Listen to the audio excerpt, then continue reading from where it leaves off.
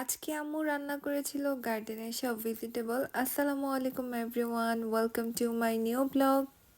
কেমন আছেন সবাই? আশা করছি ভালো আছেন। রান্না শুরু করার আগে আম্মু বলেছিল গার্ডেন থেকে টাটকা টাটকা কিছু কাঁচামরিচ ছিঁড়ে নিয়ে আসতে। আর বাবা আমাকে 2টা চিচিঙ্গা ছিঁড়ে দিয়েছে গাছ থেকে।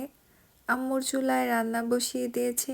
এই ডিম দিয়ে ভাজিটা আমাদের বাসার সবাই অনেক বেশি পছন্দ করে। তবে এবার গাছে খুব একটা চিচিঙ্গা ধরেনি। আর ঝিঙাগুলো আম্মু রান্না করবে মাছ দিয়ে। আমি আম্মুর কাছ থেকে রান্না বান্নাও শিখছিলাম, সাথে একটু করে ভিডিও করে রাখছিলাম আপনাদের জন্য। আম্মুর হাতের প্রত্যেকটা রান্নাই অনেক মজা হয়, তার উপরে গার্ডেনের এত মজাদার টাটকা টাটকা সবজি অনেক বেশি মজা লাগে খেতে। এর মধ্যে ওয়ালমার্ট থেকে একটা পার্সেল চলে আসে। আমার হাজব্যান্ড অর্ডার করেছিল এই কাটার মেশিনটা।